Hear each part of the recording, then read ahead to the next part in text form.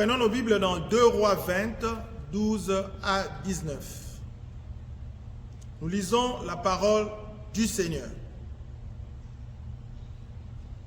En ces mêmes temps, Bérodak Baladan, fils de Baladan, roi de Babylone, envoya une lettre et un présent à Ézéchias, car il avait appris la maladie d'Ézéchias.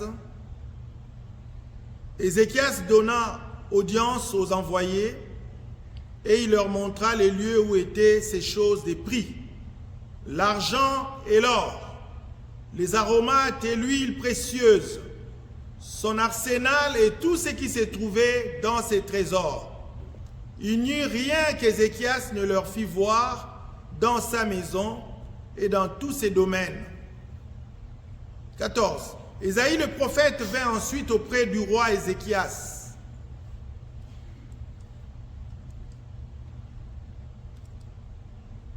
Verset 14. Ésaïe le prophète vint ensuite auprès du roi Ézéchias et lui dit: qu'ont dit ces gens-là et d'où sont-ils venus vers toi? Ézéchias répondit: ils sont venus d'un pays éloigné de Babylone. Ésaïe dit encore: qu'ont-ils vu dans ta maison?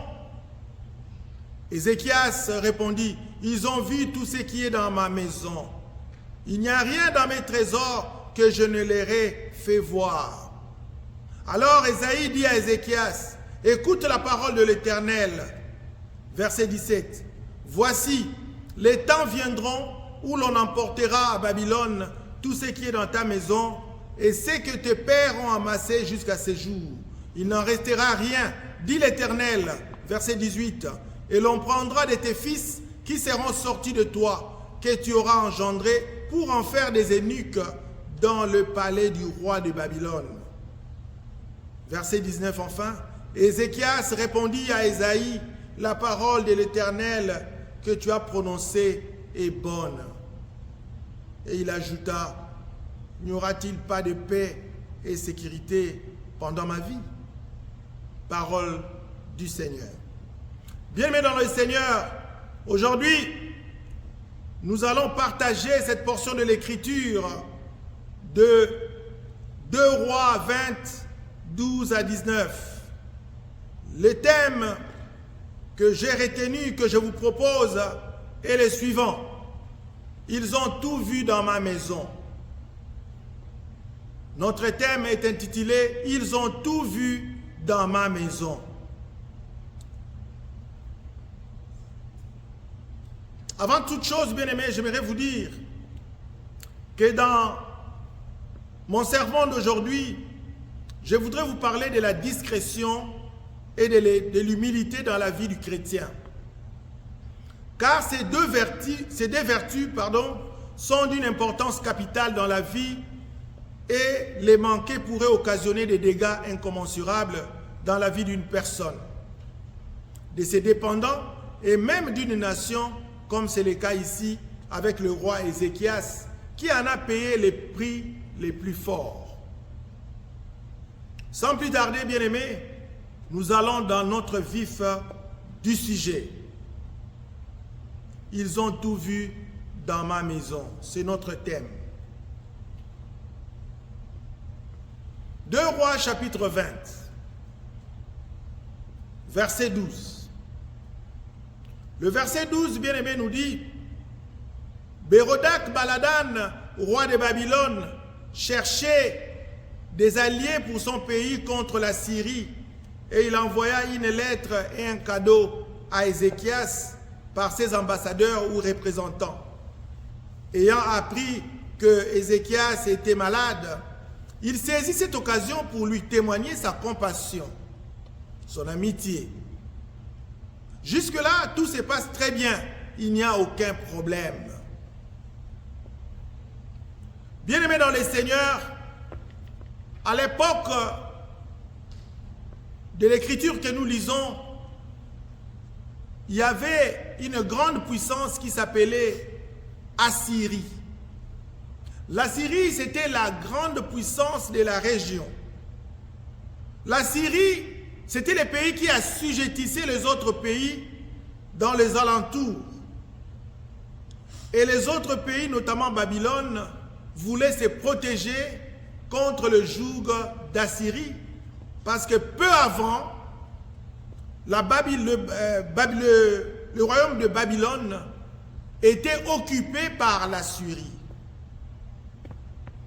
Alors, lorsque Babylone est sorti de l'occupation de la Syrie, Babylone voulait se protéger et Babylone cherchait des alliés dans la région pour s'opposer à la Syrie. Et c'est comme ça que le roi d'Assyrie, le roi de Babylone, voulais-je dire, qui s'appelle Bérodak Baladan, a approché Ézéchias, profitant du moment où il était malade, pour lui témoigner ses amitiés et sa compassion. Il envoya ainsi les émissaires auprès d'Ézéchias. Les émissaires arrivés chez Ézéchias, nous sommes au verset 12, la Bible a dit, Bérodak Baladan, roi de Babylone, cherchait des alliés pour son pays contre la Syrie. Et il envoya une lettre et un cadeau à Ézéchias par ses ambassadeurs ou représentants. Ayant appris que Ézéchias était malade, il saisit cette occasion pour lui témoigner sa compassion et son amitié.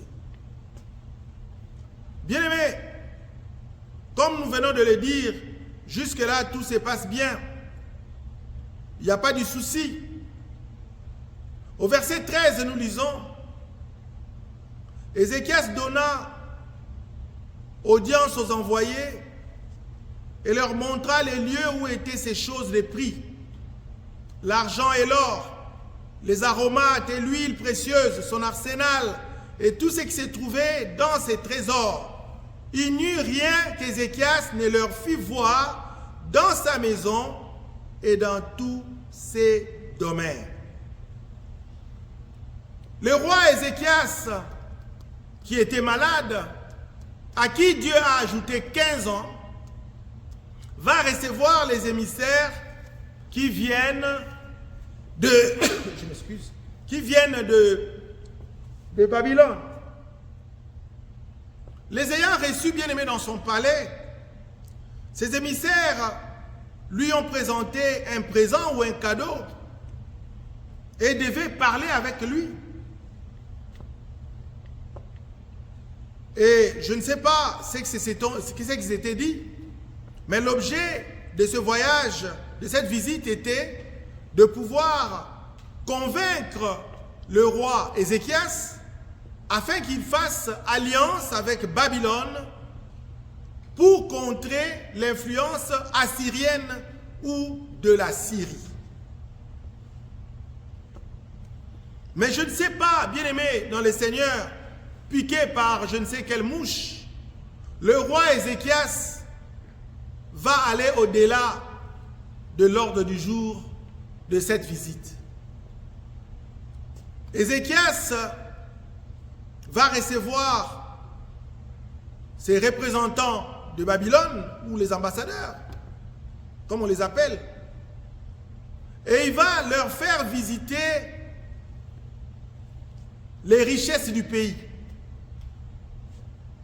La Bible dit, il leur a montré les lieux où étaient ces choses de prix. L'argent et l'or, les aromates et l'huile précieuse, son arsenal et tout ce qui se trouvait dans ses trésors. Bref, le roi Ézéchias va montrer l'économie de son pays à ses étrangers. Il va étaler tout sauf rien. La Bible dit, il n'y eut rien qu'Ézéchias ne leur ait fait voir dans sa maison et dans tous ses domaines. Ézéchias a tout montré. Il a tout montré. Quelle était l'intention d'Ézéchias? Ézéchias, bien-aimé, nous allons le dire, en faisant voir son arsenal et ses trésors aux émissaires babyloniens, Ézéchias leur montrait qu'il pouvait être un allié de taille ou de poids dans la tentative babylonienne de secouer les jougs assyriens. Ézéchias voulait montrer sa force, voulait montrer sa puissance, voulait montrer sa richesse et convaincre ici ses émissaires que si nous faisons alliance, eh bien, nous allons en venir au bout de l'influence assyrienne. Mais ce qui est drôle dans cette histoire, Ézéchias va tout montrer. On aurait compris si peut-être Ézéchias avait montré l'arsenal militaire, tout simplement, les troupes, les chars, ainsi de suite, pour montrer la puissance. Mais la Bible nous dit, bien aimés dans le Seigneur, qu'Ézéchias leur montra les lieux où étaient ces choses de prix. Ézéchias a montré la richesse de tous les pays aux Babyloniens. D'où notre thème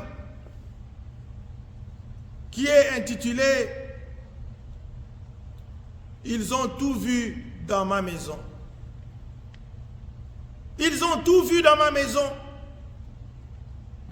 Ézéchias a tout montré aux étrangers. Bien-aimé, la Bible déclare que le cœur de l'homme est tortueux. La personne que vous recevez chez vous, que vous recevez, je ne sais pas moi, dans votre entreprise, que vous recevez dans votre pays, vous ne connaissez pas son cœur. Mais vous lui avez tout montré. L'homme a toujours des agendas. L'homme a toujours des pensées, je voulais dire, cachées. Lorsque tu montres quelque chose à quelqu'un avec, certes, une bonne intention, mais la personne peut avoir d'autres intentions. C'est ce qu'Ézéchias n'a pas tenu compte. Il leur a montré les choses des prix, il leur a montré l'argent, il leur a montré l'or, il leur a montré les aromates et l'huile précieuse, il leur a montré son arsenal militaire. Tout ce qui se trouvait dans ses trésors, Ézéchias a montré. Il n'y eut rien qu'Ézéchias ne leur fit voir dans sa maison et dans ses domaines. Je me suis posé une question. Ézéchias était malade. L'homme de Dieu, Ésaïe, lui a dit que le Seigneur m'a dit que tu vas mourir. Ézéchias a imploré la grâce de Dieu. Ézéchias a prié contre les murs. Et Dieu a exaucé sa prière. Et il a fait dire au même prophète Ésaïe de rentrer dans la cour du roi et de dire à Ézéchias que je lui ai ajouté 15 ans. Voilà comment Ézéchias va utiliser les 15 années que Dieu lui a données. Dieu n'avait-il pas raison de mettre fin à la vie d'Ézéchias? Peut-être que ces choses que je vais vous étaler tout à l'heure n'auraient pas arrivé. Mais Ézéchias, Dieu lui donne une prolongation de vie, mais Ézéchias va commettre une grave erreur. Ézéchias va commettre une grave erreur dans sa vie, même dans la vie de sa nation, qui va coûter très cher au peuple de Dieu. Qui va coûter très cher au peuple de Dieu. Verset 14. La Bible nous dit, Ésaïe le prophète vint ensuite auprès du roi Ézéchias et lui dit, qu'ont dit ces gens-là? D'où sont-ils venus vers toi? Ézéchias répondit, ils sont venus d'un pays éloigné de Babylone. Ils sont venus d'un pays éloigné de Babylone. Laissez-moi vous rappeler au verset 13. En faisant voir son arsenal et ses trésors aux émissaires babyloniens, Ézéchias leur montrait qu'il pouvait être un allié de taille ou de poids, je l'ai dit, dans la tentative babylonienne de secouer le joug assyrien. Donc, Ézéchias envisageait de faire alliance avec eux, avec Babylone. Or, de telles alliances avec des nations étrangères étaient contraires à la volonté de Dieu. C'était un signe de manque de confiance en Dieu et pouvait entraîner le peuple de Dieu dans la pratique de l'idolâtrie. Bien-aimés, combien les enfants de Dieu ne font-ils pas des alliances avec des gens que le Seigneur n'a pas autorisés? Toutes sortes d'alliances. Combien d'enfants de Dieu ne se marient-ils pas aux gens que le Seigneur n'a pas conseillés? Combien d'enfants de Dieu ne font-ils pas des affaires avec des gens que Dieu n'a pas autorisés? Bien-aimés, dans ces textes, on nous montre qu'avant de faire alliance avec quelqu'un, avant de faire alliance avec une personne, avant de faire quelque alliance avec qui que ce soit, bien-aimé, il faudrait questionner le Seigneur. Il faudrait demander à Dieu s'il est d'accord ou pas avec cette alliance. Vous voudrez vous marier, demandez à Dieu si vous pouvez vous marier à cette personne. Parce que c'est Dieu qui vous connaît, c'est Dieu qui te connaît. Si Dieu dit non, eh bien, tu suspends. Si Dieu dit oui, tu avances. Mais aujourd'hui, beaucoup d'enfants de Dieu ne demandent plus l'avis de Dieu. Et ils avancent dans des alliances, ils font des alliances avec des personnes, parfois que Dieu n'autorise pas. Bien-aimés, vous qui me suivez, demandez-vous si l'alliance dans laquelle vous êtes, c'est une alliance voulue par Dieu ou pas. Si c'est une alliance voulue par Dieu ou pas. Parce que Babylone qui est venue chercher l'alliance avec Ézéchias, bien-aimé, Babylone c'était une nation païenne. Babylone c'était une nation idolâtre. Babylone n'avait pas l'Éternel pour Dieu. Mais Babylone a voulu faire alliance avec Ézéchias. Et Ézéchias, sans questionner le Seigneur, Ézéchias s'est précipité à leur montrer des choses, à vouloir faire alliance avec eux. Et lorsque maintenant le prophète Samuel intervient, là nous sommes au verset 14, la Bible a dit, Ésaïe, le prophète, vint ensuite auprès du roi Ézéchias et lui dit, qu'ont dit ces gens-là et d'où sont-ils venus vers toi? Ézéchias répondit, ils sont venus d'un pays éloigné de Babylone. Verset 15, Ésaïe dit encore, qu'ont-ils vu dans ta maison? Ézéchias répondit, ils ont vu tout ce qui est dans ma maison. Il n'y a rien, renchérit-il, dans mes trésors que je ne leur ai fait voir. Bien-aimé, Ésaïe, le prophète, a posé des questions au roi. Et il lui a posé 3 questions. Première question, qu'ont dit ces gens-là? Bien-aimé, les gens qui viennent chez toi, qu'est-ce qu'ils disent? Les gens que tu rencontres, qu'est-ce qu'ils disent? Deuxième question, d'où sont-ils venus vers toi? Bien-aimé dans le Seigneur, les gens qui viennent vers toi viennent d'où? Qui sont-ils? Quel genre de personnes reçois-tu chez toi? Quel genre de personnes? Ces passages nous enseignent, bien-aimés. À la deuxième question, d'où sont-ils venus? Ézéchias a répondu, d'un pays éloigné. Bien-aimé, peut-être que toi aussi, tu fais des alliances avec des gens qui sont éloignés de Dieu.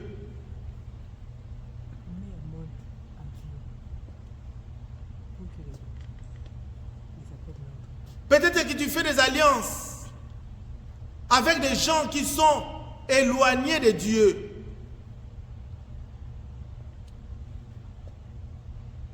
Il faut faire attention, bien-aimés, aux alliances que nous faisons. Parce que peut-être que les gens que nous recevons sont des gens qui sont éloignés de Dieu. Les émissaires qui sont venus étaient éloignés d'un pays éloigné. Mais ici, il s'agit d'un éloignement géographique. Mais moi, je voudrais vous dire que spirituellement, les gens que vous recevez, sont-ils proches ou éloignés de Dieu? Faisons attention dans nos relations. Faisons attention dans nos alliances. Troisième question cruciale. Qu'ont-ils vu dans ta maison? Ézéchias répondit, ils ont vu tout ce qui est dans ma maison. Il n'y a rien dans mes trésors que je ne leur ai fait voir. Il n'y a rien dans mes trésors que je ne leur ai fait voir, bien-aimé dans le Seigneur. Tu es enfant de Dieu. Tu es prêt à tout dire aux étrangers. Tu es prêt à tout dire aux gens de l'extérieur. Tu es prêt à tout dire à tes amis. Tu es prêt à tout dire à ta famille. Tu es prêt à tout dire, sauf rien. Qu'ont-ils vu dans ta maison? Ézéchias répondit, ils ont vu tout ce qui est dans ma maison. Ézéchias n'avait pas de sagesse, bien-aimé. Ézéchias était naïf. Il a fait visiter aux étrangers tout son pays, toute son économie, tout son arsenal militaire. Ésaïe s'est dénudé devant Babylone. Bien-aimé, combien de fois les enfants de Dieu n'exposent-ils pas tout ce qu'ils sont dans les réseaux sociaux? Il suffit qu'on aille sur ta page Facebook, il suffit qu'on aille sur ton compte Instagram, il suffit qu'on aille, je ne sais pas où, sur Twitter ou X. Bien-aimé, on peut résumer ta vie et la conclure. Je voudrais ici dire aux enfants de Dieu que le Seigneur voudrait que tu sois discret. Le Seigneur voudrait que tu sois humble. Parce que Dieu lui-même est un Dieu de discrétion. Vous n'êtes pas obligé de tout dire aux gens. Vous n'êtes pas obligé de tout montrer aux gens. Quand les visiteurs viennent chez vous, eh bien, vous êtes,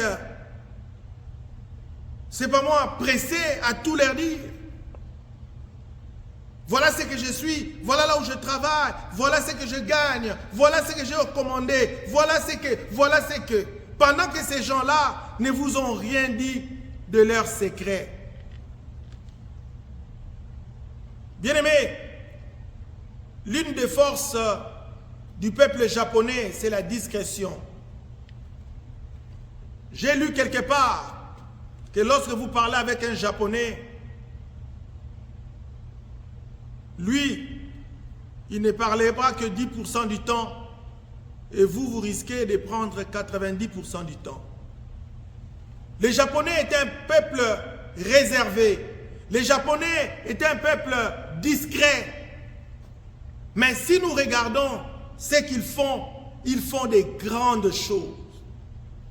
C'est un peuple puissant. C'est un peuple qui a la technologie la plus avancée dans beaucoup de domaines. Mais ils sont réticents. La science nous montre aussi que les gens trop intelligents sont les gens réservés, sont des gens discrets, sont des gens introvertis. Alors ici, Ézéchias n'a pas fait montre de discrétion.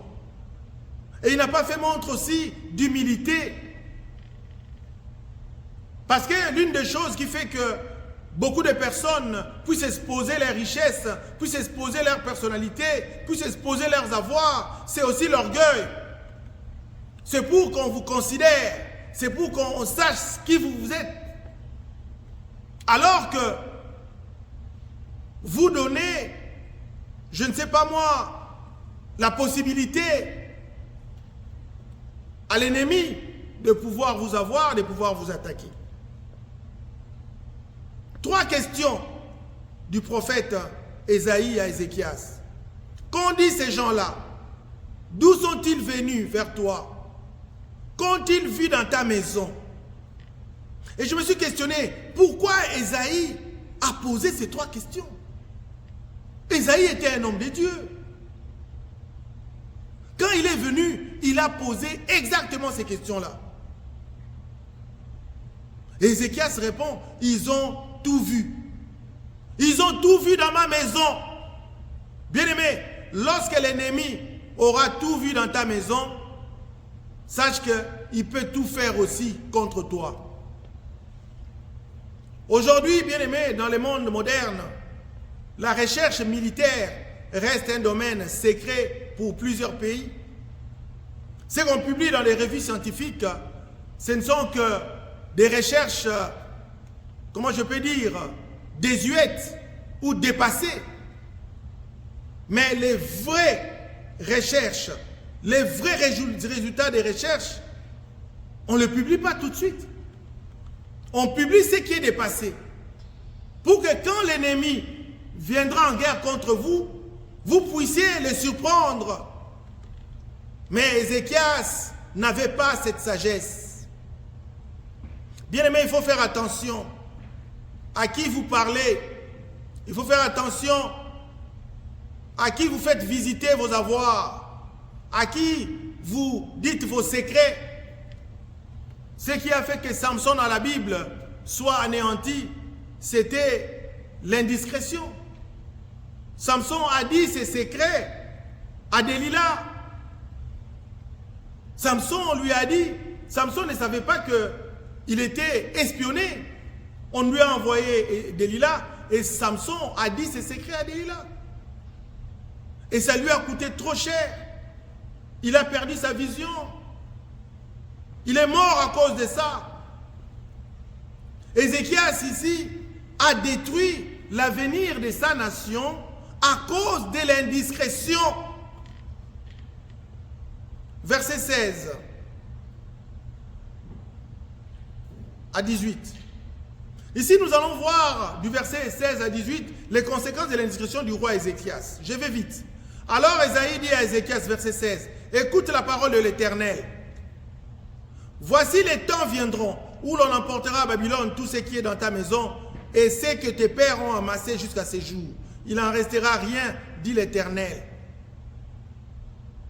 Et l'on prendra de tes fils qui seront sortis de toi, que tu auras engendrés, pour en faire des eunuques dans le palais du roi de Babylone. » Bien-aimé, l'indiscrétion coûte cher aux gens. Beaucoup de gens ont payé le prix de l'indiscrétion. Quand les Babyloniens ont vu ces richesses, leur cœur était troublé. Leur cœur était secoué. Ils se sont dit, mon Dieu.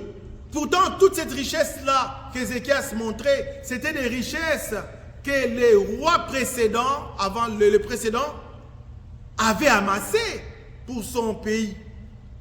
Mais lui a tout montré. Et voilà que lorsque ses émissaires sont rentrés, ils sont partis se liguer contre lui. Bien-aimé, les gens à qui tu montres ta vie vont se liguer contre toi. Les gens à qui tu dévoiles tes secrets vont se liguer contre toi. Les gens à qui tu dis des choses vont se tourner contre toi. À peine tu es fiancé, tu dis à ton ami, à peine tu vas passer une interview dans une compagnie, tu dis à ton ami, à peine tu as un projet de voyage, tu dis à tout ton entourage, bien-aimé, c'est comme ça que ces projets-là ne réussissent pas. C'est comme ça que tu t'attires des combats. À cause de toi-même, tu t'attires des combats. Et la suite de cette histoire est que Ésaïe a dit que tes fils seront déportés à cause de ce que tu as montré.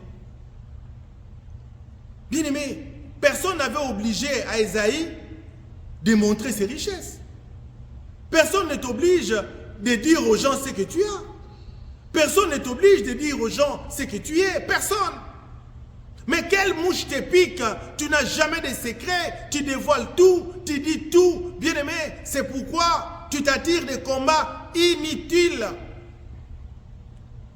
Tu t'attires de combats inutiles. Les combats que tu aurais évités.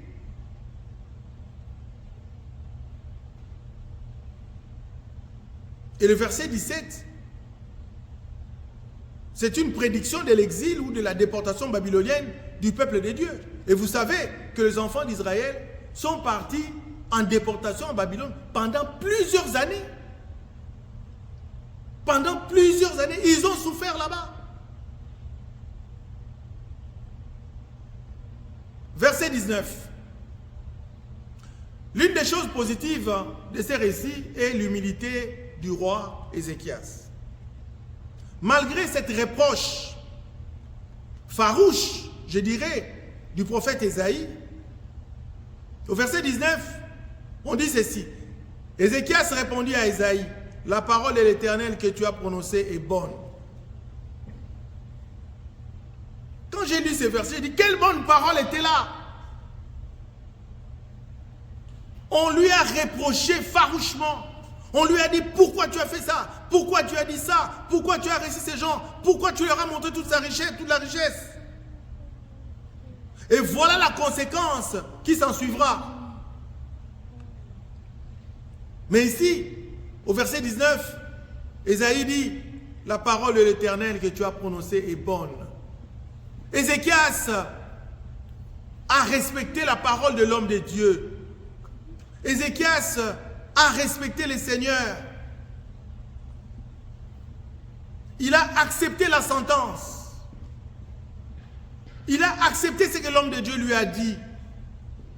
Pourtant, si c'était une autre personne, Ézéchias pouvait aussi se fâcher. Vous dites, mais pourquoi tu dis des choses comme ça? C'est pourquoi dans la vie, bien aimé, c'est toujours bien d'avoir des conseillers et d'avoir des bons conseillers. Surtout vous qui avez des occupations comment je peux dire, importantes. Vous qui avez des fonctions importantes, bien aimés, ayez toujours des bons conseillers avant de faire quelque chose. Demandez conseil avant de faire quelque chose. Parce que là, c'était déjà trop tard. Ésaïe est venu trop tard. Ézéchias avait déjà tout divulgué. Ézéchias avait déjà fait visiter toutes les richesses du pays. C'était trop tard. Alors bien aimé, dans la vie, ne cherche pas de conseils quand il est trop tard. Ne va pas chercher de conseils quand il est trop tard. On cherche le conseil avant d'agir. On cherche des conseils avant de parler. On cherche des conseils avant de prendre une option, avant de décider. Ayez des bons conseillers bien aimés. Des conseillers intelligents. Des conseillers qui craignent Dieu. Des conseillers qui ont la sagesse. Les conseillers qui ont, c'est pas moi, une valeur ajoutée. Gloire à Jésus. Bien aimé, la discrétion est importante. Pour vous montrer l'importance de la discrétion, je vais rapidement dans 1 Samuel 9, versets 25 à 27. La Bible a dit, ils descendirent du haut lieu à la ville et Samuel s'entretint avec Saoul sur le toit. Bien aimé, ici dans 1 Samuel 9, 25, on nous dit que Samuel, le prophète, s'est entretenu avec le petit Saoul sur le toit, en toute intimité. Verset 26, puis s'élevèrent de bon matin et dès l'aurore, Samuel appela Saoul sur le toit et dit, viens et je te laisserai partir. Saoul s'éleva et ils sortirent tous deux, lui et Samuel. Bien aimé, parfois il faut parler des choses importantes à deux, pas à plusieurs. Il y a des choses que d'autres personnes ne peuvent pas écouter. Il y a des choses que tes conseillers ne peuvent pas écouter. Il y a des choses que ta secrétaire ne peut pas écouter. Il y a des choses que tes proches ne peuvent pas écouter. Un homme qui n'a pas de secret n'est plus un homme. Une femme qui n'a pas de secret n'est plus une femme. Et là, j'aimerais dire aux mariés que tout ce qui se passe dans ta maison est connu au dehors. Tout ce qui se passe dans ta maison est connu dans la belle famille. Tout ce qui se passe dans ta maison est connu auprès des amis. Bien-aimé, tu fais une grave erreur. Parce que ces mêmes gens à qui tu dis ça vont se retourner un jour contre toi. Ils vont se retourner contre toi. Parce que tu ne connais pas leur agenda. J'aime bien ce que les Congolais disent. Quand tu lui dis un secret, si ça concerne l'argent, il dit droit de l'œil. Ou droit de l'oreille, je ne sais pas. Quand quelqu'un voit ce que tu contractes comme business, comme affaire, il dit droit de l'œil. Moi aussi, comme j'ai vu, je dois aussi avoir quelque chose. Alors, bien-aimés, ayons la discrétion et soyons humbles. Parce que l'indiscrétion a coûté très cher au roi Ézéchias. C'est par lui que les enfants d'Israël sont partis en déportation à Babylone. Je conclus dans 1 Samuel 10, 14 à 16. J'ai lu le verset 14. L'oncle de Saoul dit à